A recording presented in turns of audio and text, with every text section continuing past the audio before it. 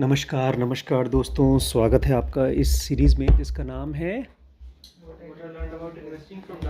What I learned about investing from Darwin. आज हम लोग पेज 27 पे हैं। फ़िलहाल जो मैं पढ़ रहा हूँ वो पहुँच चुका हूँ मैं पेज 146 पे। और 146 पेज पे कुछ मैंने ऐसा पढ़ा जिसमें पढ़ते पढ़ते नींद आ गई भैया। एक एक सेंटेंस, एक एक वर्ड, ख़ास तौर से उसका मैथमेटिक्स। लेकिन फिर भी हिम्मत नहीं कम हुई, दो वजह से। एक तो ये किताब इम्पॉर्टेंट है, मतलब इंटरेस्टिंग है किताब। इसमें फ़िलॉसफी समझ में आ रही है, इन्वेस्टिंग की तो समझ में आ ही रही है, इसके साथ साथ लाइफ की भी समझ में आ रही है। इन्वेस्टिंग के दो फ़िलॉसफीज़ हैं, मतलब इन्वेस्टिंग के फ़िलॉसफीज़ दो जगहों पर यूज़ हो सकते हैं। एक तो प्रॉपर स्टॉक मार्केट में आप कैसे इन्वेस्ट करें, लेकिन इससे मुझे ये भी हिंट मिल रहा है कैसे आप बिजनेसेस को करें जो आप अपना काम कर रहे हैं। अलग से बिज़नेस की बुक पढ़ने की इसमें फ़ायदा हो रहा है। हम लोग फ़िलहाल फर्स्ट चैप्टर में हैं, oh to be a bumble bee. और मतलब समझे इस बम्बल बी होने का, अभी तक बम्बल बी का जिक्र नहीं हुआ है कहीं। और थर्ड पॉइंट पर पहुंच चुके हैं, डिटेस्टिंग डेट। ये क्या है? ये किन किन कैसी कैसी चीज़ें ये लोग अवॉइड करते हैं कंपनी में इन्वेस्ट करने से पहले। वॉरेन बफेट का कहना है दो रूल हैं उसके इन्वेस्ट करने के। कौन कौन से? Never lose money, never forget the first rule. ये तो ऐसा ही है श्रीज, जैसे नेवर फॉरगेट योर आंसर्स। कौन फॉरगेट करना चाहता है? एग्ज़ाम के आंसर्स जो पढ़ाई करते हैं कोई भूलना नहीं चाहता, बट फिर भी भूल जाते हैं। तो उसके लिए मेरे पास आपके लिए एक छोटा सा हेल्प है। नेवर फॉरगेट क्वेश्चंस आंसर, एक लाइन समरी बना लीजिए। खैर, तो ये वो कहते हैं बड़े बड़े रिस्क को मत लो, बड़े बड़े रिस्क, अवॉइड बिग रिस्क।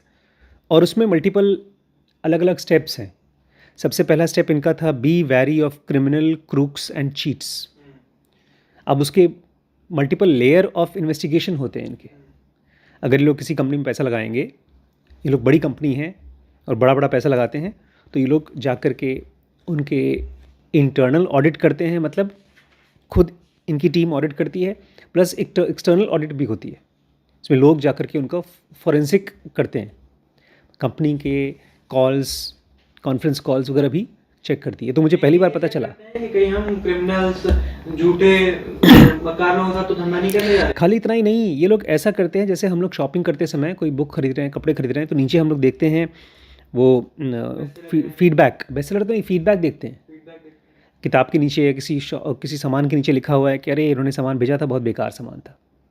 जैसे मैंने वो एक बुक मंगाई थी श्रीश के लिए, मैथ्स की book, how to learn science and maths if you are scared of it. तो वो बुक की जगह कुछ और ही बुक आ गई। तो मैंने जाकर के एक फ़ीडबैक दिया कि फ़ेक बुक आई थी मेरे पास, ताकि दोबारा अगर कोई आदमी उस अमेज़ॉन से वो किताब खरीदने की कोशिश करे तो उसको दिख जाए कि हाँ, यहाँ पर एक फ़ेक किताब बेची गई है। ऐसे ही अगर आप खोजने की कोशिश करें, अब मेरे लिए कंपनीज ऐसा हो गया जैसे किताबें। अभी तक मैंने 3-4 कंपनीज में, 5 छोटी छोटी कंपनीज में पैसे लगाए हैं। टोटल 49,000 50,000 लगाए हैं। मुझे तो अभी याद भी नहीं कौन कौन सी कंपनीज में है, बट अब मैं भी देखना चाहूँगा कंपनीज़ को कि कोई बड़ा ब्लंडर तो नहीं कर रहा हूँ। तो पहला था डोंट, मतलब be very of criminal crooks and cheats. इसकी वीडियो को दोबारा देखिएगा आप लोग।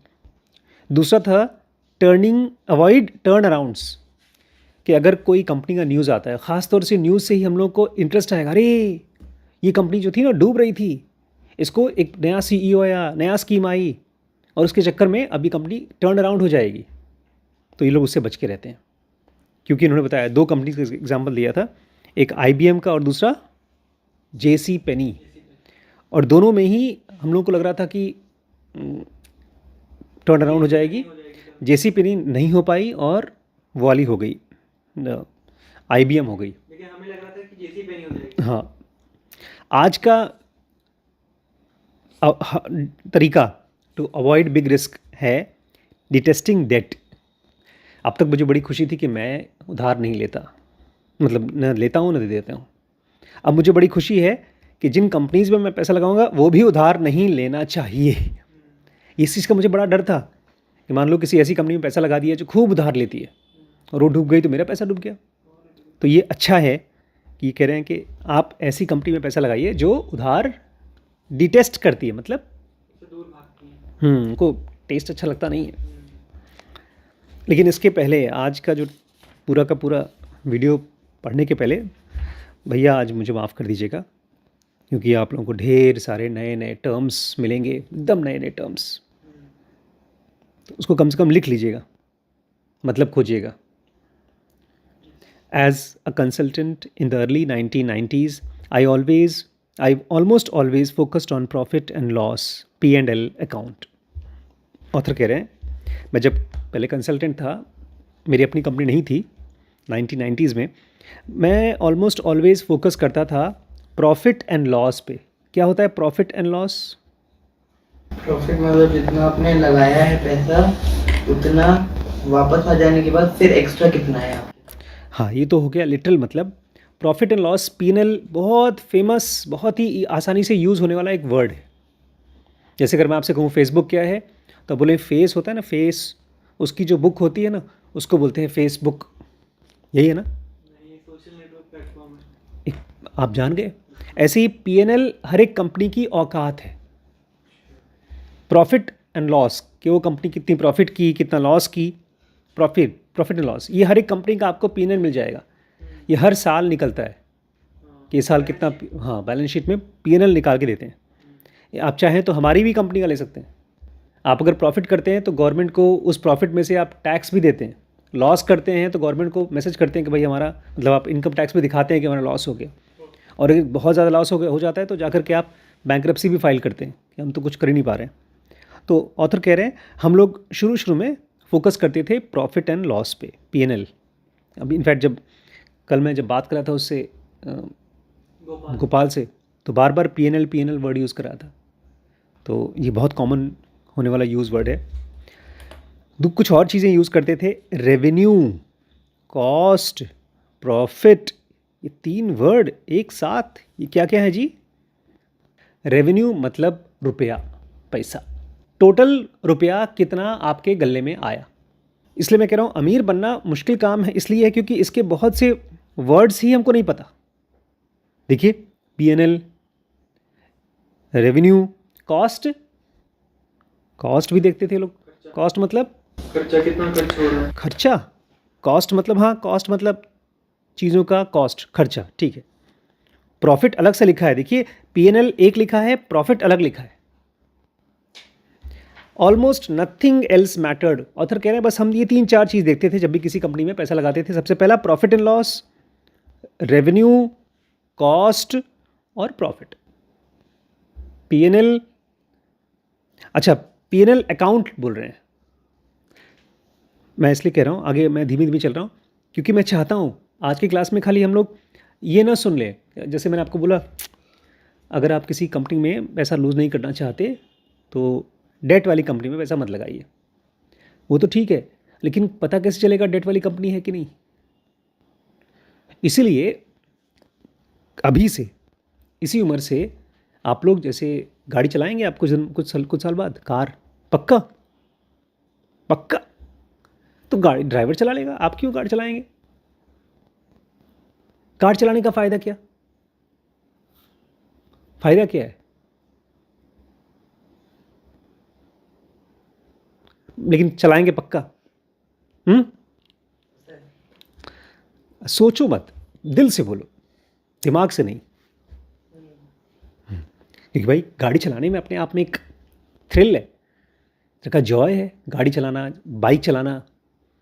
तो जब आप गाड़ी चलाते हैं तो उसमें ये होता है, ये क्या होता है? स्टीयरिंग होता है, और 3 नीचे दबाने के लिए होते हैं। क्या क्या होते हैं? एक्सीलरेटर, ब्रेक और क्लच। बोलिए सर, नाम चाहे ना पता हो लेकिन हम चलाना ज़रूर सीखेंगे। और उसके बाद यहाँ बगल में ऐसे हाथ हिलाने वाला होता है कुछ हाथ से, वो क्या होता है? गियर। तो वो सब चीज़ें आपको पता हैं गाड़ी चलाते समय। ऐसे ही ये सब के सब पार्ट्स ऑफ अ कंपनी है। P&L, revenue, cost, profit. Author कह रहे हैं यही 4 चीज़ हम लोग देखते थे किसी भी कंपनी में, P&L, revenue, cost, profit. Almost nothing else mattered.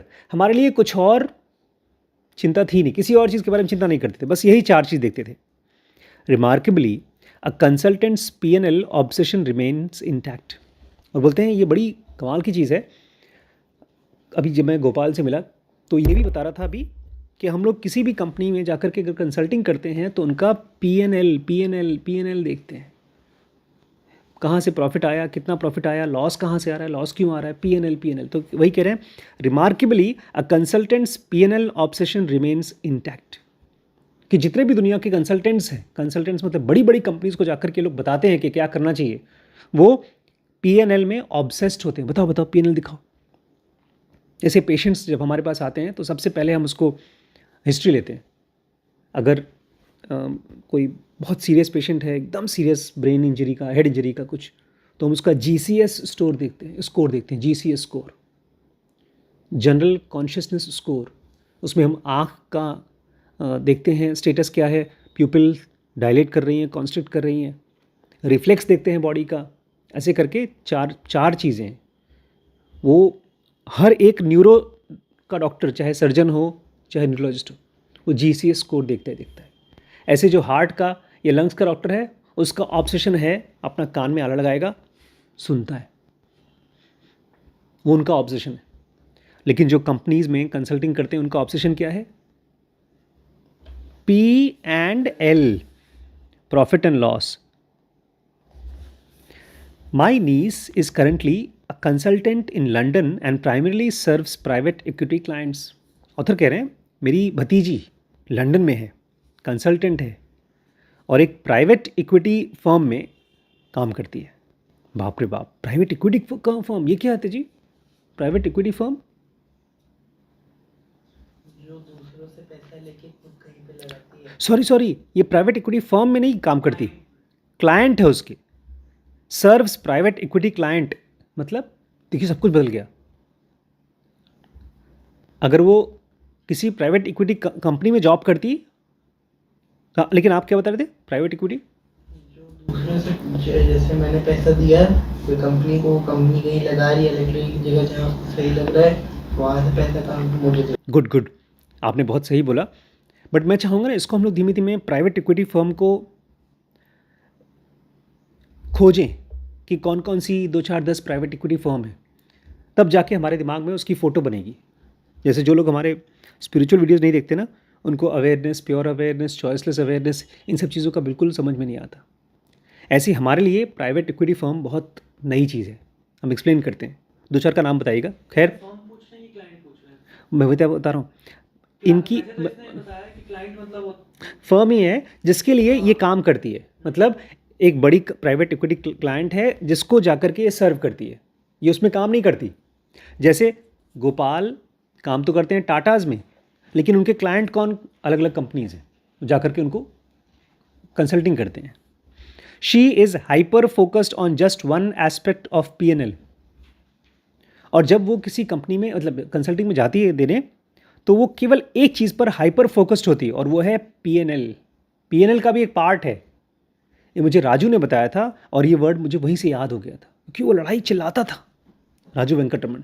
EBITDA क्या उस कंपनी का? एबिटा क्या? देखो उसका स्पेलिंग भी लिखी है। Earning before interest, tax, depreciation and amortisation. हाँ, प्रॉफिट में भी ना अलग अलग टाइप के प्रॉफिट होते हैं। Earning before interest, tax, depreciation and amortisation. मतलब हमारे पास मान लीजिए 1 महीने में आ गया 1 करोड़ रुपए, अभी हमने टैक्स नहीं दिया उसका, अभी तक हमने उसमें से बैंक का इंटरेस्ट नहीं दिया, अभी तक हमारा डेप्रिसिएशन नहीं हुआ। मतलब धीमे धीमे जो महंगाई आती है उससे एक डेप्रिसिएशन होता है। इसमें लिखा है reduction in value of tangible assets over time. हाँ, वही तो मैं कह रहा हूँ कि मान लीजिए मैंने कोई मशीन ली है, कार ली, 1 करोड़ से कार ले ली, तो मैं तो सोच के चल रहा हूँ चलो मेरी कार बड़ी महंगी है, लेकिन उसकी 1 साल बाद कीमत भी तो गिर गई, वो है डेप्रिसिएशन। और एमोर्टाइजेशन क्या होता है? Reduction in value of intangible asset over time. अच्छा, तो एक तो हो गया टेंजिबल एसेट डिप्रिसिएशन, और एमोर्टाइजेशन मतलब उन चीज़ों का वैल्यू गिरना जो टेंजिबल नहीं है, जिसको आप हाथ से छू नहीं सकते। कोई ब्रांड है, उस ब्रांड की कीमत कम हो रही है, ज़्यादा हो रही है, इसको और समझना पड़ेगा मुझसे। हर चीज़ का मतलब मत पूछिए, लेकिन आज ये ध्यान रखिए, प्रॉफिट एंड लॉस का एक पार्ट होता है एबिटा, और एबिटा का नंबर राजू बहुत पूछता था सबसे, क्योंकि वो बहुत सी कंपनीज खरीदता था। एबिटा, ठीक है। P&L obsession is not limited to consultants. कह रहे हैं खाली कंसल्टेंट लोग ही पागल नहीं रहते हैं P&L के लिए। P&L मतलब प्रॉफिट एंड लॉस, और भी लोग होते हैं। रीड एनी एनालिस्ट रिपोर्ट और listen to conference call recording that discusses quarterly results. भाई ये लोग बड़ी बड़ी कंपनीज को जाके इवैल्यूएट करते हैं, उसमें पैसा लगाते हैं। कह रहे हैं आप जाके पढ़िए किसी भी कंपनी का रिपोर्ट, और वहाँ पर जो कॉन्फ्रेंस कॉल की रिकॉर्डिंग होती है। मुझे पहली बार पता चला कि जो बड़े बड़े कॉन्फ्रेंस कॉल्स होते हैं वो रिकॉर्ड होते हैं, और आप चाहें तो उसको रिकॉर्डिंग सुन भी सकते हैं। अगर आप उस कंपनी में इन्वेस्ट करने वाले हैं, वो सेव की जाती हैं। मुझे नहीं मालूम था। फिर आप जाकर के उनकी रिपोर्ट देख लो, listen to conference call recordings that discusses quarterly results, जिसमें कि आधे आधे घंटे, एक एक दो दो घंटे रिजल्ट्स को डिस्कस किया जाता है। You will be inundated with comments and questions on revenue, cost and profit. आपके दिमाग में ठुस जाएगा। ये लोग ज़्यादातर बात करते हैं रेवेन्यू, कितना रेवेन्यू है, कितना रेवेन्यू है, कितना रेवेन्यू है, कॉस्ट कितनी है सामान की, और प्रॉफिट कितना है। यही बात ही करते हैं। भाई देखिए, मुझे माफ़ करिएगा, लेकिन मैं इतनी छोटी सी आप लोगों की मासूम सी उम्र में, मेरी भी बहुत छोटी सी उम्र है, इतनी भारी भारी चीज़ें आपको बता रहा हूँ। मुद्दा तो ये होना चाहिए कि मैं आपको बड़ी इंटरेस्टिंग बात समझाऊँ, कोई अच्छी सी बुक, उसको पढ़ के आप बड़े खुश हो जाएं सुनकर इमोशनली। लेकिन मैं आपको पता नहीं क्या क्या समझा रहा हूँ। रेवेन्यू, कॉस्ट्स और प्रॉफिट, एबिटा। लेकिन मैं आज पहली बार आपको ये वर्ड्स दिमाग में डाल रहा हूँ। मैंने कहा ना, मुझे अगले 2 साल में आप लोगों को इन्वेस्टर बनाना है, खुद भी बनाना है मुझको। इसलिए ये सब देखना शुरू करें, धीमे धीमे देखेंगे, आप लोग सीखेंगे। खैर, after many years of investing I realized that I needed to focus as much if not more on companies balance sheet. Author कह रहे हैं बहुत सालों के बाद मुझे मालूम पड़ा P&L के ऊपर, प्रॉफिट लॉस के ऊपर तो मुझे ध्यान देना ही है, वो सब चीज़ों पे, लेकिन उतना ही मुझे फोकस करना पड़ेगा कंपनी की बैलेंस शीट पर। ये कुछ और होती है। Receivables, inventory, payables, fixed assets. जो पेशेंट आता है ना, पेशेंट की हम लोग चार्ट भरते हैं। मैंने देखा शिवी की इतनी मोटी चार्ट थी, केवल 2 दिन के अंदर, इतनी मोटी चार्ट। जो भी डॉक्टर आता था उसको चेक करता था, वो अपनी नोट्स बनाता था। सीन बाई फला फला डॉक्टर, ब्लड प्रेशर इतना है, उसका कंडीशन ऐसा है, उसने खाया है कि नहीं खाया है, उसकी ब्लड रिपोर्ट आती थी, वो लिखा जाता था, भरी रहती थी। 2 दिन में कम से कम 50 पेजेस की शीट भरी थी। मैं इसलिए बता रहा हूँ क्योंकि हम लोग जब सोचते हैं ना कंपनीज़ के बारे में, प्रॉफिट के बारे में, हमको लगता है कि यार ज़्यादा पढ़ाई लिखाई की क्या ज़रूरत है, पैसा आया गया, बात ख़त्म। नहीं, जहाँ पर अरबों की बात चलती है, करोड़ों की बात चलती है, वहाँ पर ढेर सारी चीज़ों को स्टडी किया जाता है। जैसे उस बच्ची को, मुझे एक चीज़ समझ में आई हॉस्पिटल में, जब वो भर्ती थी, छोटी सी बच्ची, एक्सीडेंट हो गया, सर में चोट लग गई। अगर ये इतने ढेर सारी चीज़ें नहीं लिखी जाती तो शायद वो मर जाती। अगर किसी झूला छाप के पास होती तो उसकी सांस धीरे धीरे चल रही थी, और कोई मशीन तो होता नहीं। एक छोटी सी मशीन है जो SpO2 चेक करता है, SpO2 बॉडी में ऑक्सीजन लेवल, वो चेक नहीं किया जाता तो धीमे धीमे मर जाती।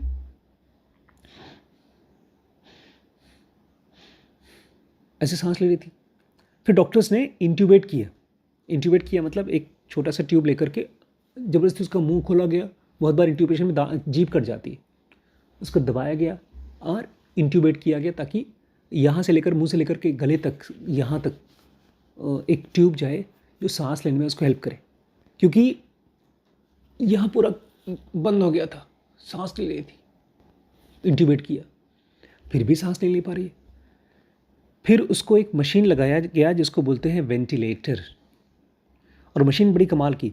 अगर मान लीजिए पेशेंट एकदम सीरियस है, सांस नहीं ले पा रहा है, तो मशीन ज़बरदस्ती सांस फूंकती थी उसमें प्रेशर से। मशीन थी जो प्रेशर, तो ये बॉडी में कुछ कनेक्ट करते होंगे ना, पूरे लंग्स के साथ। वो ट्यूब को, उस ट्यूब जो ट्यूब लगाया, उस ट्यूब में पाइप लगा देते हैं, और वेंटिलेटर का पाइप लग जाता है और वो लंग्स में हवा भरता है, फिर वो हवा छूटता है, फिर हवा भरता है, फिर छूटता है। फिर सांस नहीं लगेगी। तब जा करके उस वेंटिलेटर मशीन से उसका SpO2 60 से उठ करके 100 आया। अच्छी बात है। ये मशीन चली उसकी कम से कम 2 नहीं ऑलमोस्ट 6 घंटे 7 घंटे। फिर डॉक्टर ने कहा कि अब इसको हटा कर देखो, क्योंकि अगर इसी मशीन को लगा रहा और उसका खुद का बॉडी सांस नहीं लेगा तो फिर वो सांस लेने की हिम्मत ही नहीं आएगी उसको। तो फिर उसको हटाया गया, फिर हटाया गया, फिर वो बहुत इरिटेबल हो गई, SpO2 गिरने लगा। फिर उसको इंट्यूबेशन तो रखा गया, लेकिन बगल में एक दूसरा ट्यूब लगाया गया, उसको बोलते हैं ट्यूब करके, T-ट्यूब। उसमें बहुत वेंटिलेटर हटा दिया गया, डायरेक्ट ऑक्सीजन का पाइप लगाया गया, नो प्रेशर। वेंटिलेटर का प्रेशर नहीं था। वेंटिलेटर की मशीन बहुत बड़ी आती है और अगर पेशेंट वेंटिलेटर पे होता है एक दिन तो उसको 5 से 10 हज़ार रुपये पर डे का बिल देना पड़ता है। यहाँ तो खैर फ्री था। मेरा पॉइंट समझिए, अगर ये सब मशीनें नहीं होती तो डॉक्टर को पता ही नहीं चलता कि इस पेशेंट की SpO2 क्या है। कंपेयर भी तो कर पाया फिर। हाँ, तब उसको धीमे धीमे वेंटिलेटर से हटाया गया, फिर ऑक्सीजन पे डाला गया, फिर उसकी कंडीशन और इम्प्रूव हुई, फिर वो ऑक्सीजन भी हटा दिया गया कुछ देर के लिए। उसको बीच बीच में वो दिया जाता था, भाप दिया जाता था ऑक्सीजन मास्क के साथ में, ताकि उसके लंग्स खुलें। फिर कुछ देर बाद ऑक्सीजन की एक वो लगाई गई थी स्ट्रिप नाक में, ताकि ऑक्सीजन ले। ये सब नहीं होता था, उसका क्या कम होता था? वो ऑक्सीजन की होती है। SpO2। आप लोग तो डॉक्टर बन गए जी। SpO2 saturation of oxygen in the blood. ऐसे ही मुझे लगता है आप लोग बिजनेसमैन भी बन जाएंगे। अगर उधर धंधे का P&L कम हो जाता तो उसका इफेक्ट हाँ, एग्जैक्टली। आप लोग ऐसे ही बात करना शुरू कर देंगे। अभी तो हम लोग कैलकुलेट भी नहीं करते हैं, लेकिन लोग देखते हैं। फिर फाइनली उस बेचारी का SpO2 बराबर हो गया। एक दिन बाद फिर उसको ICU से निकाल दिया गया। कह रहे हैं अब मैं कंपनीज का बैलेंस शीट देखता हूँ, उसमें देखता हूँ रिसीवेबल्स। ये रिसीवेबल क्या है? कंपनी को कहाँ कहाँ से मिलने वाला है। मान लीजिए मैंने कहीं पैसा दे दिया है या बिल सामान दे दिया और वहाँ से मुझे पैसे मिलने वाले हैं। जैसे बहुत से लोग हमारे यहाँ आकर के रिएजेंट दे के जाते हैं, या कोई मशीन दे के गया और वो मशीन है 4 लाख रुपए की। हमने उसको बोला है 4 महीने में हम आपको 1-1 लाख रुपए करके देंगे। 1 लाख दे दिया तो अब उसको कितने रिसीवेबल है? 3 लाख। कितना देने को है? हाँ, मतलब उस कंपनी को कितना रिसीवेबल है? तो अभी उसके पास पैसा नहीं गया है। अगर मान लो मैं डिफ़ॉल्ट कर दूँ तो मतलब उसको बोलो या मशीन मुझे नहीं चाहिए, तुम्हारा ले जाओ, या मशीन लेके मैं भाग जाऊँ, किसी और को बेच दूँ, दुकान बंद कर दूँ, तो उसका रिसीवेबल तो गया। इसलिए अगर किसी ने डाल रखा है कि हमारा तो सामान बिक गया है, 4 लाख रुपए आने वाले हैं, हम तो सोचेंगे अच्छा यार प्रॉफिट में है, 4 लाख रुपए हमारे आने वाले हैं, पर गले में है। लेकिन वो रिसीवेबल है। अभी तक वो P&L बना नहीं है, प्रॉफिट या लॉस बना नहीं है। ऐसे ही होता है इन्वेंट्री क्या मामला है? कि हमारे नीचे हाँ, इन्वेंट्री समझना है तो पिक्चर देखिएगा, परस्यूट्स ऑफ हैप्पीनेस। भाई साहब बिजनेस करने के चक्कर में ले आए खूब ढेर सारी मशीन बेचने को, 36 मशीनें ले आए थे। फिर बेच ही नहीं पा रहे हैं। और पेबल्स उल्टा कि भैया हमने इनसे सामान लिया है, इनको पैसा देना है। एंड फिक्स्ड एसेट्स, हमारे पास कौन कौन सी ज़मीनें हैं। रिसीवेबल क्या था? रिसीवेबल मतलब मुझे उनसे पैसा मिलने वाला है। पेबल्स मतलब उनको देना है। ऑथर कह रहे हैं इन सब पे भी हमने फोकस करना शुरू किया। नॉर्मली लोग क्या करते हैं, प्रॉफिट एंड लॉस पे ध्यान देते हैं, और वो भी एबिटा पे। हम लोगों ने देखना शुरू किया बैलेंस शीट में receivables, inventory, payables, fix assets, and most important of all, author कहते हैं सबसे इंपॉर्टेंट हमने ध्यान दिया डेट। इसको डेप्ट नहीं बोलते, डेट बोलते हैं। एक बार अपने मधुर मुख से एक बार बोलिए डेट। डेट मतलब होता है कर्जा, उधारी, कर्जा। बोलते हैं हमको ये जानना था कि बोल रहे हैं बड़ी बड़ी कंपनीज में लोग डेट के बारे में मालूम ही नहीं करते कितना डेट है, लगा देते हैं। Corporate finance theory has a thing for leverage.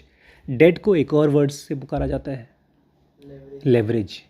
क्या बोलते हैं? लेवरेज मतलब डेट, उधारी। कह रहे हैं कॉर्पोरेट फाइनेंस की थियरी है लेवरेज के लिए। For those if you who are not familiar with it, finance academics claim that companies need to have optimum level of leverage to improve returns. मैं बताता हूँ, सुनिए। अच्छा, लड़की जिससे आप शादी करेंगे वो कैसी दिखनी चाहिए? गोरी की काली? पक्का? अरे वैभव बताएगा। काली लड़की से शादी करोगे गोरी से? दिल से बोलना। जिस लड़की से शादी करोगे, सांवली की बात करनी है। हाँ, सांवली या एकदम गोरी? मतलब अगर मुझे ऑप्शन मिले, ऑप्शन मिले तो।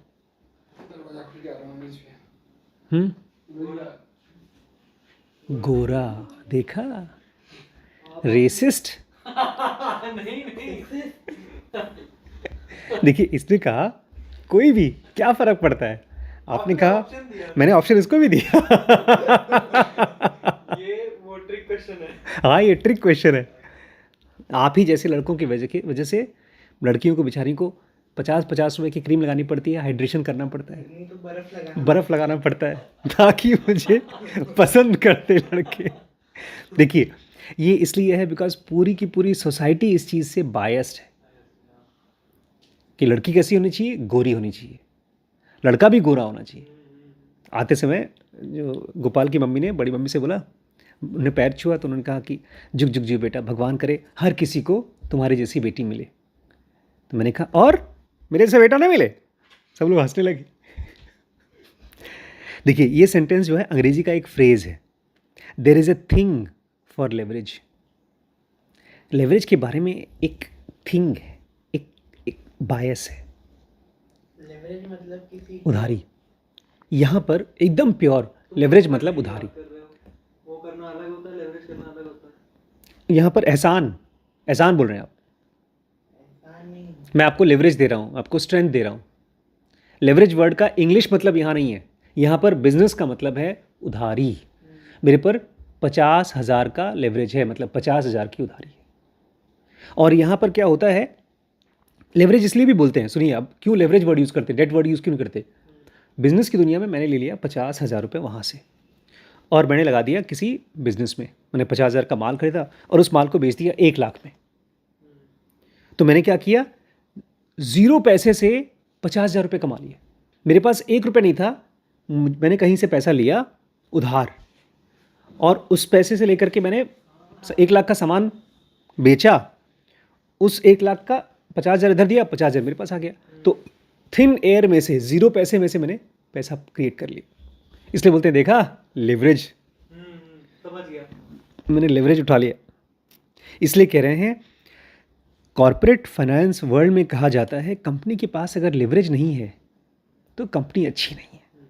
ये एक मान्यता है कि अगर, पता है, लड़कों की जब शादी होती है तो एक रिवाज है देखा दिखाई का, मुंह दिखाई का, प्रॉपर रिवाज होता है।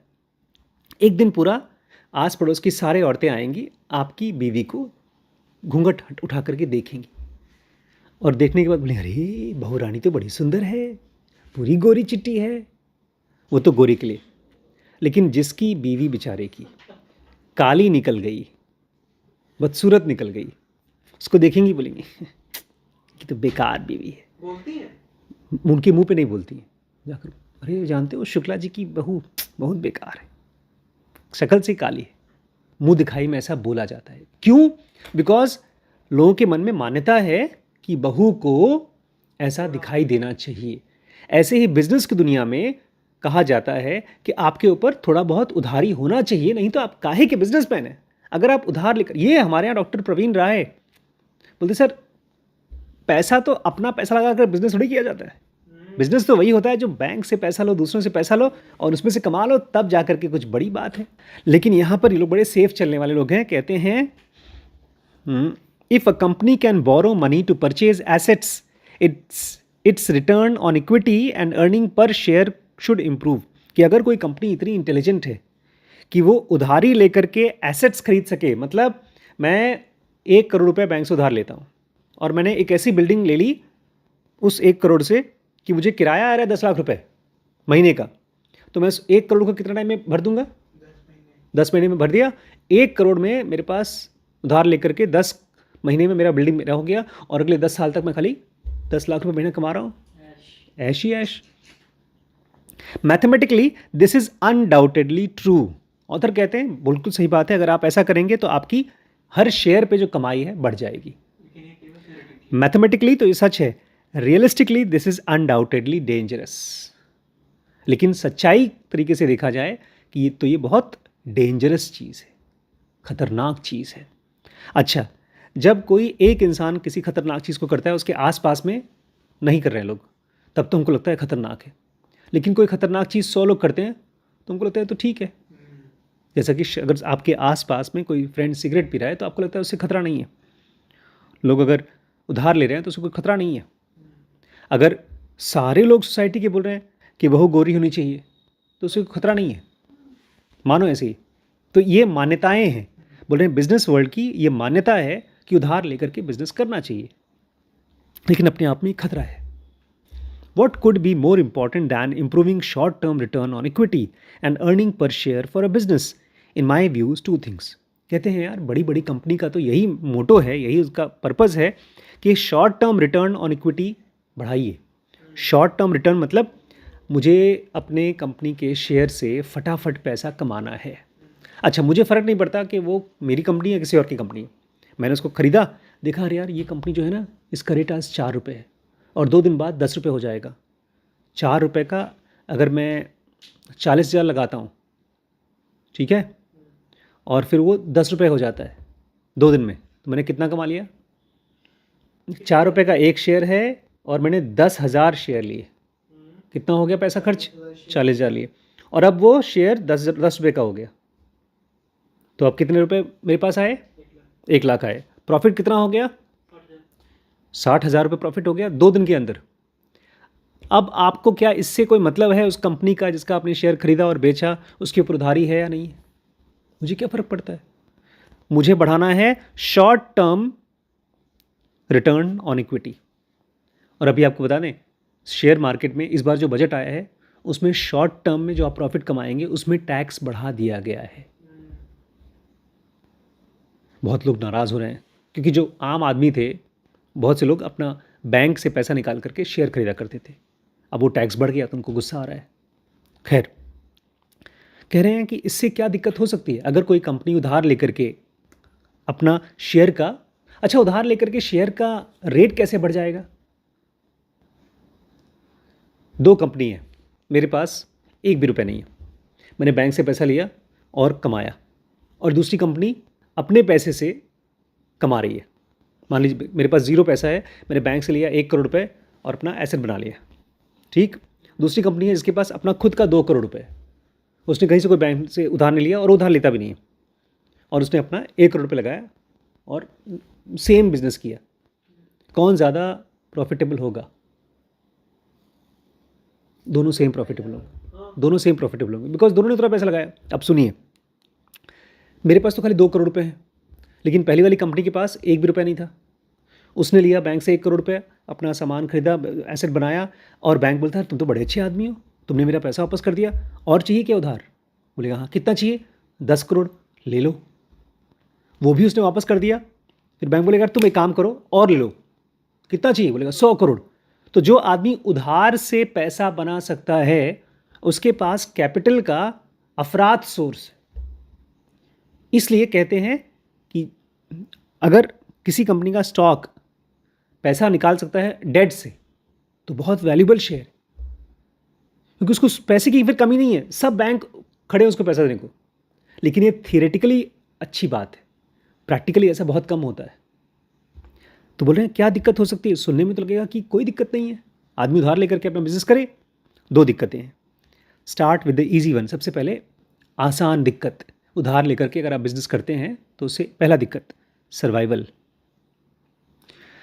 There is no point in improving return on equity by few percentage point if it compromises long term survival. हो सकता है आपके स्टॉक मार्केट में 100 करोड़ लेकर के आपने बिजनेस चालू किया, आपने प्रोडक्ट बना दिया, रेवेन्यू हो गया, पैसा भी आ रहा है, सब कुछ हो रहा है, लेकिन उधार इतना ज़्यादा है कि आप भरते भरते भर ही नहीं पा रहे हैं। तो अगर आप उधार नहीं भर पाएंगे तो आपकी कंपनी का क्या होगा? सर्वाइवल नहीं होगा। प्रॉफिट आ जाएगा लेकिन उधार इतना ज़्यादा है कि सर्वाइव नहीं कर पा रहे। शॉर्ट टर्म में तो प्रॉफिट आ गया, मैंने 100 करोड़ लिया, मैंने इन्वेस्ट कर दिया 10 शहरों में, होटल बना दिया, ऑफिस बना दिया, अब मुझे रेवेन्यू भी आ रहा है। अब नया नया बिजनेस चालू किया भाई, तो हो सकता है अभी पहले महीने में 10 लाख रुपए आ रहे हैं, दूसरे महीने में 20 लाख आ रहे हैं, लेकिन मुझे उधारी कितना भरनी है? 100 करोड़। अगले 20 साल में 100 करोड़ भरना है। तो मैं बैंक को बोलता हूँ मेरा ईएमआई कितना हुआ? ये बैंक वाला बोलता है तुम्हारा ईएमआई है 1 करोड़ रुपये महीना। अरे यार इस महीने तो खाली मेरे पास 4 लाख रुपए है, ले लो, अगले महीने बाद में दे दूंगा। ऐसे करते करते लोग थोड़ा थोड़ा प्रॉफिट, थोड़ा थोड़ा रेवेन्यू निकालते हैं, और इसके चक्कर में शेयर मार्केट में उस कंपनी का शेयर का रेट बढ़ता जाता है, क्योंकि वो लोग ये नहीं देख रहे हैं कितना डेट है इस कंपनी के ऊपर, वो तो देख रहे हैं प्रॉफिट बना रहा है भाई। और इसके 10 शहरों में उसके ऑफिस हैं, 100 कस्टमर हैं, 500 कस्टमर हैं, लेकिन उस कस्टमर से पैसा आने के बाद, सब कुछ करने के बाद, क्या उसका डेट खाली हो रहा है? तो शॉर्ट टर्म में आपके स्टॉक्स के रेट तो बढ़ रहे हैं, लेकिन लॉन्ग टर्म में आपकी हो सकता है कंपनी क्या ना करे, सर्वाइव ना करे। COVID-19, a crisis demonstrated clearly that the companies caught with their pants down were the ones with substantial leverage. Sentence पढ़िए, क्या था? जिन कंपनियों को नंगा पकड़ा गया। COVID-19 में ये चीज़ साफ साफ दिख गई, क्योंकि बहुत सी ऐसी कंपनीज थी जो नंगी थी, पैसे रुपए थे नहीं, उधारी पे चल रही थी, और वो वही थी, मतलब उधारी पे चल रही थी, मतलब सबकी औकात दिख गई।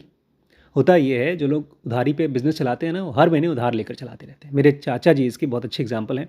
वो एक बिज़नेस करते थे, अपनी कार को किसी बैंक के लिए चलाते थे। बैंक वाले पैसा देते थे महीने के बाद, हर महीने के बाद पैसा मिलता था। वो टैक्सी चलाते थे बैंक के लिए, ऑफिसर को उठाकर उसके घर ले जाना, उसको कहीं ले जाना, और हर रोज़ उनको चाहिए था कार चलाने के लिए क्या? पेट्रोल। पेट्रोल का पैसा कहाँ से मिले? बैंक तो देगा 1 महीने बाद। तो आते थे मेरी मम्मी के पास, भाभी 400 रुपये दे दीजिए पेट्रोल का। भाभी बोलती थी तुम पैसा मुझे दोगे क्या? कमाओगे तो तुम खुद रखोगे। तो मम्मी बेचारी अपने जवान लड़के से बोलती थी, मुन्ना चाचा को दे दो 400 रुपये। उस आदमी को मैंने 400 करके कम से कम 3-4 हज़ार रुपये दिया होगा। आज तक वो नोट का दर्शन वापस नहीं हुआ। किसके साथ होगा? लालचंद चाचा के साथ मेरे साथ हुआ था। मुझे इसलिए बड़ी गुस्सा आती थी, उनको शक्ल देख करके मुझे लगता था 4,000 रुपये तो मेरा, उस समय 1 रुपये नहीं कमाता था मैं, जो कहीं कहीं से चुरा के पैसा रखता था उसमें से देना पड़ता था मुझे। मम्मी को तो पता था कि आप कमाते नहीं, तो मम्मी मुझे पैसा देती थी, जाओ शॉपिंग करके लाओ, 1,000 रुपये का जाओ सब्जी लेकर आओ, पैसे मेरी जेब में है। तो मम्मी का ही तो पैसा था, उनको पता मुझे देना भी पड़ता था उनसे, लेकिन मैं सोचता था वो पैसा नहीं दूंगा तो मेरी जेब में रखा है, कभी टिक्की खाऊंगा कभी चाट खाऊंगा, वो मुझे देना पड़ता था चाचा जी को, उनका बिजनेस चलता था। तो ऐसे ही बहुत सी कंपनीज थी जो COVID-19 में बैंक बंद हो गए, उधार देना बंद कर दिया, तो उनका बिजनेस चला ही नहीं। वही कह रहे हैं पैंट्स डाउन, बेचारे सबकी औकात दिख गई। In the second quarter 2020, the following are just some of the well-known companies that announced bankruptcy. बोलते हैं जब अगली सेकेंड टाइम जब कोविड आया था, सेकेंड वेव, उसमें कुछ बड़ी बड़ी कंपनीज थी जिन्होंने बैंक्रप्सी फाइल कर दी। भैया कौन कौन सी कंपनीज? गोल्ड्स जिम, हर्ड्स बहुत बड़ी कंपनी जो टैक्सी लोगों को देती थी, Intelsat, J Crew, JC Penney, Neiman Marcus and Sur La Table, ये सब अपने आप में बहुत बड़े बड़े ब्रांड हैं जो COVID-19 आने के बाद जब बैंकों से उधार नहीं मिला तो ये बैंक्रप्ट हो गई। Here is what is common across all these names. और सुनिए, इन सभी बड़ी बड़ी कंपनीज में क्या चीज़ कॉमन था? All had large amount of debt. इन सब के ऊपर क्या था? खूब ढेर सारा डेट, मतलब कर्जा। It is not impossible for an unleveraged business to go belly up, but it sure is quite hard. कह रहे ऐसा इम्पॉसिबल नहीं है कि कोई अनलेवरेज्ड बिजनेस बेली अप कर सके, लेकिन ये मुश्किल है। ये बेली अप क्या होता है? नीचे से गिर के वापस उठना। हाँ, अनलेवरेज्ड बिजनेस मतलब जिसके ऊपर कोई कर्जा नहीं है, वो जब नीचे से गिर के ऊपर उठे, वो इम्पॉसिबल तो है लेकिन मुश्किल भी है। देखिए आज की डेट में ना सभी बिजनेसेस, सब बड़े बिजनेसेस लिवरेज्ड बिजनेस है। अडानी आज दुनिया का 2nd-3rd रिचेस्ट मैन है, लेकिन पता है उसके ऊपर कितने अरबों का डेट है डेट, ढेर सारा डेट है। एयरपोर्ट संभाल रहा है अडानी, बम्बई का, पता नहीं कहाँ कहाँ का एयरपोर्ट संभाल रहा है, लेकिन मोटा मोटा डेट है उसके ऊपर। तो भैया प्रधानमंत्री का हाथ है। ऐसी बड़ी बड़ी कंपनीज हैं उनके ऊपर डेट है। कह रहे हैं अगर आपका बिजनेस में 2.27 ट्रिलियन रुपीस डेट है। 2.27 ट्रिलियन, बिलियन के बाद ट्रिलियन आता है, उसका डेट है, खरब का। 2 खरब का उसके ऊपर उधारी है, अडानी ग्रुप के ऊपर। और इस समय भैया उनके तो भगवान हैं मोदी जी। कह रहे हैं अगर आपके बिजनेस में अनलिवरेज्ड है, मतलब उधार नहीं है, तो आप ग्रो कर सकते हैं, लेकिन मुश्किल होगा। It is not impossible, impossible नहीं है, मुश्किल है। If I were to list 20 biggest bankruptcies in US, you would notice that all, with Lehman at the top and Basil at the 20 number, were heavily indebted. जितनी बड़ी रिलायंस है उससे भी बड़ी थी लीमैन ब्रदर्स। कह रहे हैं मैं आपको दुनिया के जितनी भी बड़ी बड़ी बैंक्रप्सी बताऊं, बैंक्रप्सी मतलब जो लोग का दिवाला निकल गया, दिवालिया, जो कंपनी जाकर गवर्नमेंट को बोलती है हमारा दिवालिया निकल चुका है, हमारे पास पैसा नहीं है, तो ये वही हैं जिनके ऊपर बड़े बड़े डेट थे, बड़ी बड़ी बैंक्रप्सी, बड़े बड़े debt. One might argue that these businesses were unlucky and that everything would have been fine if there had been no कोविड-19। हो सकता है आप ये कहेंगे अरे यार क्या बकवास कर रहे हो, कोविड-19 इतनी बड़ी बदकिस्मती थी, तो बदकिस्मती की वजह से कंपनीज खत्म हो गई। One might also contend that mismanagement और other factors contributed more to the downfall than debt. और आप शायद ये भी कहेंगे यार डेट तो बहुत कंपनीज लेती हैं, लेकिन यही बैंक कंपनीज क्यों बैंकरप्ट हुई? क्योंकि उनके कंपनी के मैनेजर्स अच्छे नहीं थे, या कोई और वजह होगी, डेट थोड़ी वजह हो सकती है। And the correlation is not causation, may be. और शायद आप कहेंगे तुम लोग कन्फ्यूज हो रहे हो, इन सब में अगर डेट है तो हो सकता है डेट की वजह से, उधारी की वजह से डूबी हो, या किसी और वजह से, but it's one hell of a correlation. As a long-term investor in a business, I don't want the company ever to go bankrupt, whether the times are good or bad. Author कह रहे हैं मुझे इससे कोई फ़र्क नहीं पड़ता है कि किस्मत ख़राब थी या नहीं थी, मैं कभी भी नहीं चाहता हूँ मेरी कोई भी कंपनी जिसमें मैं पैसा लगाऊँ वो बैंकरप्ट हो, चाहे किसी भी वजह से हो, बैंकरप्ट नहीं होनी चाहिए। I can live with slightly lower returns on equity and lower earning per share growth, but at least I will live. Author कह रहे हैं भैया मुझे शेयर का रेट बहुत ज़्यादा बढ़कर नहीं चाहिए, कम प्रॉफिट चाहिए, लेकिन मैं ज़िंदा तो रहूँगा, मेरा पैसा ख़त्म तो नहीं हो जाएगा, कंपनी डूब तो नहीं दिवालिया तो नहीं हो जाएगी। Not having high leverage problem makes no sense to everyone. कहते हैं ज़्यादा उधार तो नहीं लेना चाहिए, सबको समझ आता है ज़्यादा उधार मत लो, but following may not. I am advocate of no leverage. Author कहते हैं लेकिन सबको ये नहीं लगता कि नो लेवरेज, बिल्कुल उधार मत लो।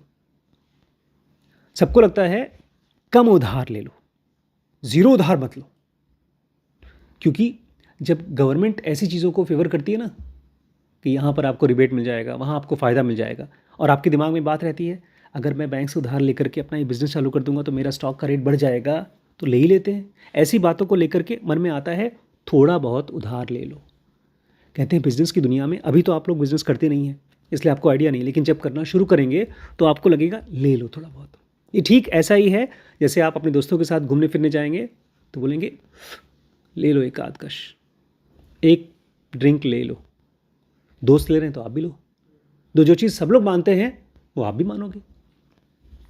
मोर than 90% of our portfolio companies have and always had excess cash. कहते हैं जिन कंपनीज में हमने पैसा लगाया है 90% कंपनीज में उनके पास था और हमेशा रहता है excess cash. Only 3 businesses out of about 30 in our portfolio have some debt. कह रहे हमारे पास 30 कंपनीज में पैसा लगाया है, उसमें से खाली 3 कंपनीज में डेट है, थोड़ा डेट है 3 में, बाकी 27 में कोई उधारी नहीं है। But even this that is quite small, the maximum debt equity ratio in these 3 is 0.3, और इसमें भी जो उधारी है बहुत कम है। 0.3 मतलब 10 अगर आपके पास कैश है तो 3 उधारी है, तो 7 एक्स्ट्रा है, उसमें से आप वापस कर सकते हैं। Why should I demand zero debt when a modest level would not compromise the survival of the business? कह रहे हैं अगर थोड़ा बहुत उधार लेकर के बिजनेस को कोई नुकसान नहीं होगा तो क्यों ना लूँ उधारी। ये ठीक ऐसे ही है यार, अगर एक पैग ले लिया तो क्या दिक्कत है? एक पैग समझते हैं? पैग एक ग्लास, ऐसे ही थोड़ा बहुत उधारी ले ली तो क्या फ़र्क पड़ता है? The answer lies in the following business insider headline. सुनिए उसका आंसर, एक हेडलाइन आया था अखबार में, एक न्यूज़ आई थी, no lay off, Asian Paints will give salary increment to boost employees morale. जब कोविड-19 आया था तो ये अखबार में न्यूज़ आई थी, नो ले ऑफ्स, किसी को नौकरी से नहीं निकाला जाएगा, बल्कि एशियन पेंट्स अपने एम्प्लॉयज़ को कोविड-19 के समय पर सैलरी बढ़ा के देगा, और इसकी वजह से जो बेचारे एम्प्लॉयज़ हैं बड़े खुश हो रहे हैं। ये कंपनी थी एशियन पेंट्स, और इनके फाउंडर की अगर आप फोटो देख लें तो आप बोलेंगे ये ऐसे लोग क्या बिजनेस करेंगे यार। लेकिन पर एम्प्लॉयज कितने हैं इनके? 7,160 एम्प्लॉय। ये है बूढ़े अंकल हैं बेचारे, ये क्या करेंगे बिजनेस। लेकिन जब मैं बूढ़ा हो जाऊंगा तो मैं तो इनसे भी ज़्यादा ख़राब दिखाई दूंगा, इसलिए आप चिंता मत करिए। इस कंपनी के पास इतना पैसा था कि कोविड-19 में लोग अपनी कंपनी बंद कर रहे हैं, लोगों को नौकरी से निकाल रहे हैं, और ये क्या कर रहे हैं, एक्स्ट्रा बढ़ा कर पैसे लोगों को सैलरी बढ़ा के दे रहे हैं। Asian Paints is India's largest paint business. India का सबसे बड़ा पेंट बिजनेस कौन सा है? Asian Paints. And probably one of the country's best run business, और शायद पूरे देश का one of the best run business है, बहुत अच्छी तरीके से चलने वाला बिजनेस है। As an aside, it is sadly not in our portfolio. बोलते लेकिन हमारी बदकिस्मती, हमारे पोर्टफोलियो में हमने पैसा नहीं लगाया इसमें, हमारी किस्मत बदकिस्मती। I had a chance to buy it during global financial crisis of 2008, but I refused to pay 15% more for the privilege of owning this marvelous compounder. बोलते हैं जब 2008 का एक क्राइसिस आया था, मंदी आई थी, उस समय हम इसको खरीदने वाले थे, लेकिन ये लोग मार्केट रेट से जितना हम देते उससे 15% बढ़ा के मांग रहे थे। हमको लेना चाहिए था लेकिन लिया नहीं, कोई बात नहीं। आई वॉज फूल, मैं बेवकूफ़ था उस समय। Anyways let's return to a more pleasant topic. चलिए मेरा नुकसान हो गया, इसलिए छोड़िए उस बात को, छोड़िए दूसरी बात करते हैं। This no lay off salary increment story would not be newsworthy in normal times. बोलते हैं किसी एम्प्लॉयज़ को नौकरी से निकाला नहीं गया, ये सब कहानियाँ नॉर्मल दिनों में कोई न्यूज़ नहीं पकड़ती। भाई सब कंपनी चलती है, कहीं पर नौकरी से निकाला नहीं जाता है तो कौन सी बड़ी न्यूज़ है। But this announcement was made on 15 मई 2020। लेकिन ये जो अनाउंसमेंट किया गया था ये 15 मई 2020 में किया गया था। At that time India had been under almost complete lockdown since March mid. मई की बात चल रही है, मार्च मिड में मेरे ख्याल से 20 मार्च को या 19 मार्च को पूरे देश में लॉकडाउन कर दिया गया था, 15 मार्च को जो भी है, एज अ रिजल्ट ऑफ कोविड-19 पैंडमिक, क्योंकि कोविड-19 आ गया था। Every business was witnessing a catastrophic decline. हर एक बिजनेस बहुत बुरी तरीके से गिर रहा था। रेवेन्यूज़ और प्रॉफिट सब गिर रहे थे, ना पैसा आ रहा था ना प्रॉफिट आ रहा था।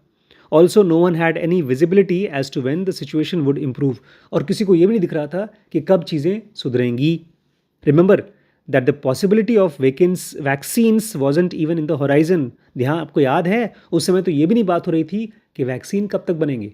इनफैक्ट मैंने 2020 में ये न्यूज़ सुना था 2022 तक वैक्सीन शायद आए, बिल गेट्स की न्यूज़ आती थी। 2 साल बाद, क्या पता ये कोविड-19 का लॉकडाउन 2 साल तक रहे, ऐसी तक न्यूज़ आ रही थी। अच्छा, Asian Paints was itself going through a catastrophic quarter, और क्वार्टर मतलब 3-3 महीने का जो प्रॉफिट एंड लॉस देखते हैं। एशियन पेंट का भी बहुत ही बेकार क्वार्टर चल रहा था during the period from April to June 2020। ये अप्रैल से जून 2020 तक का टाइम था, बहुत ख़राब चल रहा था। Companies revenue declined by 43%।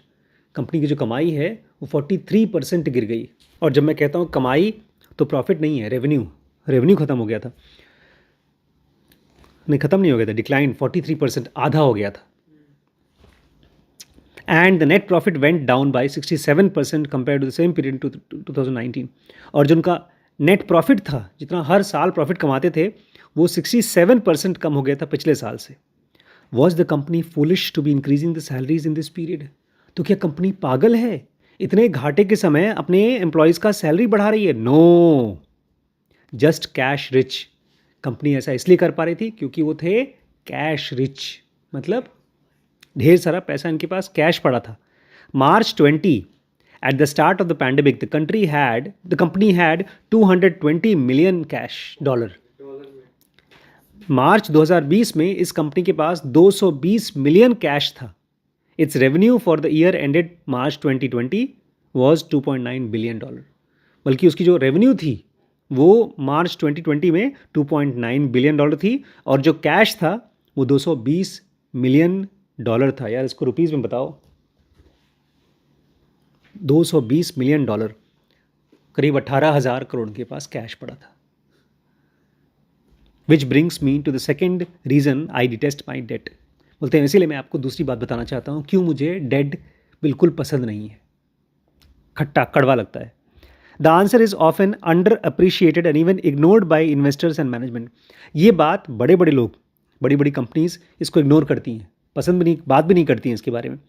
It is this, debt diminishes strategic flexibility and hence long term value creation.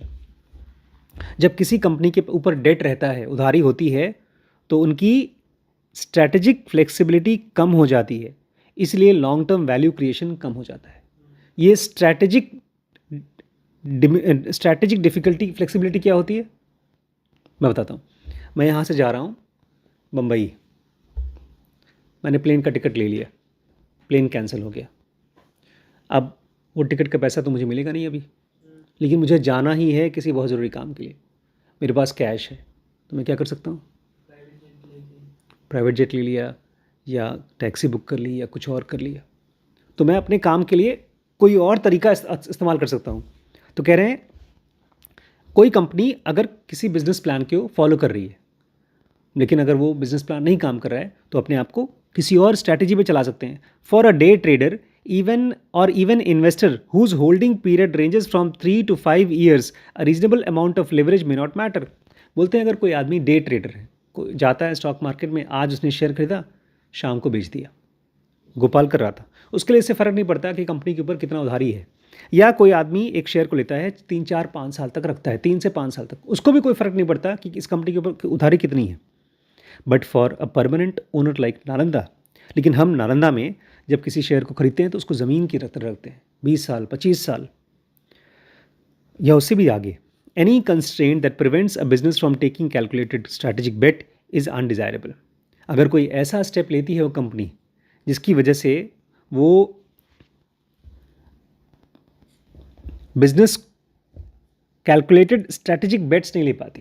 देखिए बिजनेस में ना शतरंज के खेल की तरह है, आप सीधे चल रहे हैं, यहाँ नहीं चल पा रहे हैं तो दाहिने चलें, बाएं चलें। इसको बोलते हैं business taking calculated business bets, strategic bets.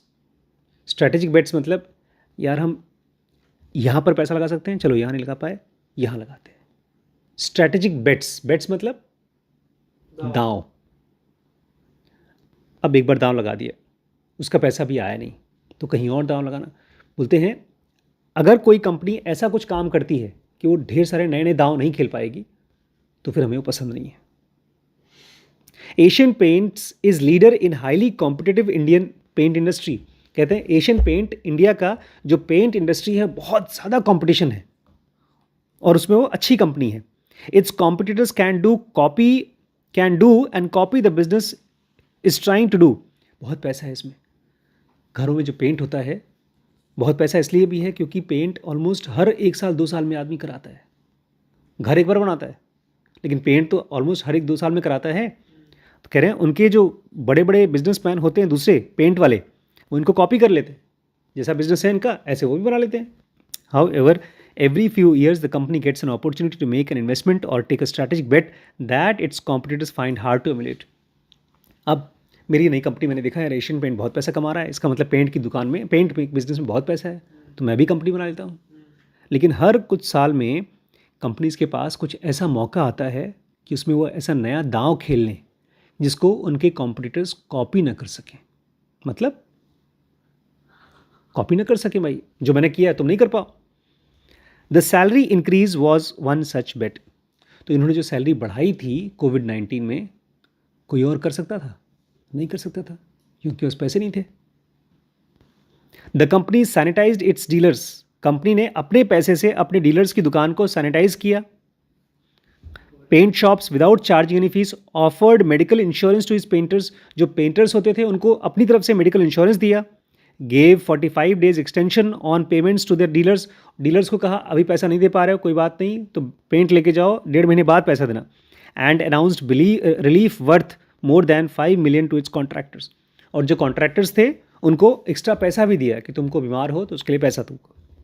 The CEO Amit Single pointed out, we have been debt free for years and are quite comfortably placed even if the uncertainty goes on for next 4 or 5 months. उस time पर उन्होंने announce किया था हम सालों से debt free हैं, उधारी हमको हमारे ऊपर नहीं है. और अभी कोई बात नहीं, कोविड है चल रहा है, हम अगले 4-5 महीने तक आराम से हम अपने एम्प्लॉयज़ को पैसा सैलरी दे सकते हैं, इतने अमीर हैं हम. The impact of companies largesse may not be felt in the short term, but in long term impact is likely to be significant.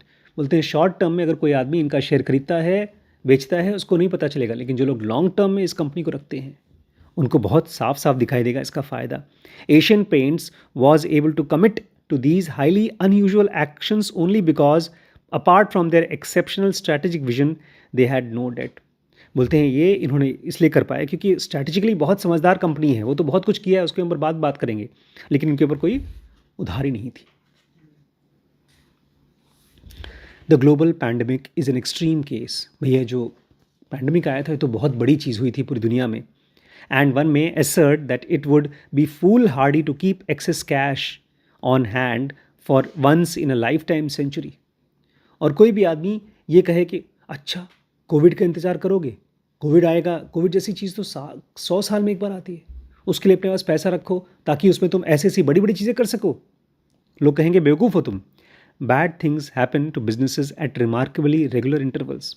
तो दोस्तों ऐसा नहीं कि बिजनेस में कोविड ही एक ख़राब चीज़ होगी. अक्सर ऐसा होता है, बुरी बुरी चीज़ें होती हैं कंपनीज़ में समय समय पर. Harsh reality of companies in any capitalist society and the reason to always have cash is not that things can go wrong, but they do go wrong. आपको अपने पास पैसा रखना चाहिए, एक्स्ट्रा कैश रखना चाहिए, इसलिए नहीं क्योंकि चीज़ें खराब हो सकती हैं ना, इसलिए नहीं, चीज़ें खराब होंगी ही. जैसे एक आदमी को साफ़ सुथरा खाना खाना चाहिए, इसलिए नहीं क्योंकि वो बीमार पड़ सकता है, बीमार पड़ेगा ही, ये मान के चलो कि तुम बीमार पड़ोगे. ये हार्श रियलिटी है, सच्चाई है. Business suffers adversity across a wide range of situations. Business को ढेर सारी मुश्किलें पड़ती हैं अलग अलग मौक़ों पे. The macro economic environment can become stiff headwind as in the global financial crisis of 2008 और रिसेशन. मैक्रो एनवायरनमेंट मतलब हो सकता है गवर्नमेंट ब्याज ही बढ़ा दे, उधार का ब्याज. तो आप सोच रहे हो चलो यार मैं उधार लेता हूँ, 3-4% का ब्याज मैं दे लेता हूँ, उसके बाद गवर्नमेंट ने बढ़ा दिया ब्याज, उधार नहीं ले पाओगे. जैसे 2008 में रिसेशन में हुआ था. The industry can suffer a cynical down trend. या जिस इंडस्ट्री में आप काम करते हैं वो नीचे अचानक से नीचे की तरफ चला गया. A well funded competitor can start over spending on advertising और डाउन्स और गिविंग डिस्काउंट्स. आपका जो कॉम्पिटिटर है वो अचानक से ढेर सारा इसका डिस्काउंट देना शुरू कर देगा. अभी मुझे बता रहा था गोपाल कि चाइना अपना ढेर सारा स्टील इंडिया में डंप कर रहा है. मैंने कहा डंप कर रहा है मतलब, उसने कहा ऑलमोस्ट ज़ीरो प्रॉफिट पे यहाँ फेंक रहा है, दे रहा है. तो यहाँ का जो स्टील की कंपनीज हैं बड़ी बड़ी, उनको नुकसान हो रहा है. तो ऐसा मौका भी आ सकता है कि आपका कॉम्पिटिटर आपसे सस्ता सामान बेच रहा है, या उसने अपने एडवर्टाइजिंग में ज़्यादा पैसा खर्च करना शुरू कर दिया. Company can lose some of its best employees to competitors. ऐसे कंडीशन में आपके जो सबसे अच्छे एम्प्लॉयज़ होते हैं, हो सकता है आपकी कंपनी खो दे उनको. वन और मोर मेजर कस्टमर्स कैन गो और लीव बेली अप. आपका एक या कोई 2-3 या बड़े बड़े कस्टमर्स आपको छोड़ के जा सकते हैं. Consumer tests can suddenly change. या जो सामान आप बेचते हैं लोगों को, उनको सामान ही पसंद नहीं आ रहा है, उनका टेस्ट बदल गया. A factory can catch fire. आपकी फैक्ट्री को आग लग गई. सप्लायर्स में गेट इन ट्रबल. आपका सप्लायर जो सामान आपको देता था, जिससे आप सामान खरीद कर अपना काम करते थे, वो बेचारा परेशान हो गया. Currency can move adversely in foreign market that contributes to significant sales. या आपका सामान फॉरेन जाता था और वहाँ पर करेंसी डूब गई, इसकी वजह से आपका सेल्स नहीं हो पा रहा है. Regulations can get in the way. Government कोई नए नियम डाल दिए. The company get sued for significant amount. या किसी कंपनी को, आपकी कंपनी को किसी ने ढेर सारा पैसा से सू कर दिया कि तुमने गलत काम किया, हमको पैसा दो. I could go on and on. आप मुझसे पूछिए तो मैं आपको लिस्ट बनाता रहूँ, ख़त्म नहीं होगा. कंपनीज़ को कितनी कितनी प्रॉब्लम्स आ सकती हैं, आप ये सोच नहीं सकते. None of these issues is hypothetical. और मैं बता दूं, ये सारी की सारी बातें मन गढ़ंत नहीं हैं, ये सच में होती हैं। I have seen all these happen to our portfolio companies more than over 2 decades of investing. बोलते हैं 20 साल से हम कंपनीज में पैसा लगा रहे हैं और ये सारी चीज़ें हमने देखा है अपनी कंपनीज में होते हुए। ओकेजनली 2 और more problems can arise simultaneously, और बहुत बार तो एक नहीं, 2 या 2 से ज़्यादा प्रॉब्लम्स एक साथ चालू हो सकती हैं, putting significant pressure on business. तो आपके बिजनेस पे अचानक से बहुत ज़्यादा प्रेशर पड़ जाएगा।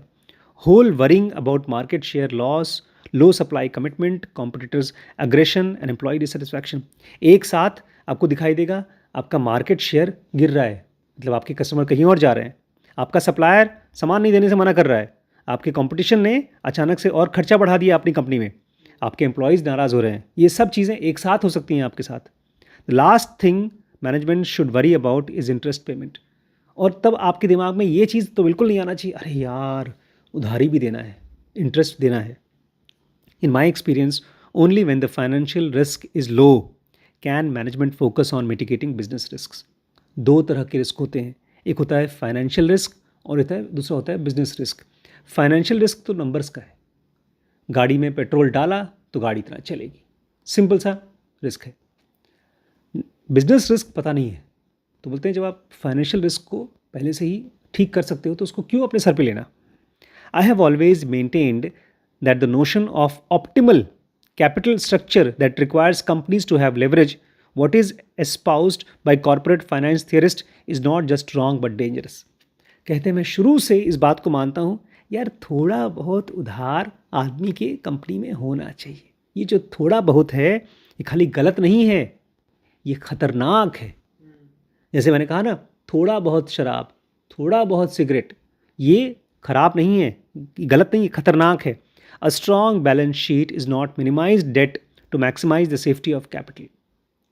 एक मजबूत बैलेंस शीट का मतलब ये नहीं है कि आप थोड़ा बहुत उसमें कम कर दो, उधारी ले लो ताकि आपका स्टॉक का रेट बढ़ जाए ना। Fortunately none of the owners of Nalanda portfolio companies studied finance at fancy business schools. बोलते हमारी किस्मत अच्छी है कि जिन कंपनीज में हमने पैसा लगाया है वो ये सब किताबें पढ़ करके नहीं आए कि थोड़ा बहुत उधारी आपकी कंपनी में होनी चाहिए। इसलिए ये जो कंपनीज में पैसा लगाते हैं वहाँ पर डी टेस्टिंग डेट करते हैं, उनको डेट पसंद नहीं है। इसमें ढेर सारी नई नई चीज़ें हमने पढ़ी हैं, profit and loss, EBITDA, tangible intangible, receivables, inventory, ये सब की सब चीज़ें आप जब MBA वगैरह करेंगे या किसी कंपनी में बिजनेस करना चाहेंगे तो आप समझेंगे। इसलिए मैं एक कंपनी बना रहा हूँ ताकि ये सब चीज़ें मैं गवर्नमेंट को दिखा सकूँ और मुझे खुद को जानना कि मेरी बिजनेसेस कहाँ चल रही हैं, क्या कर रही हैं। ठीक है, कल और पढ़ते हैं।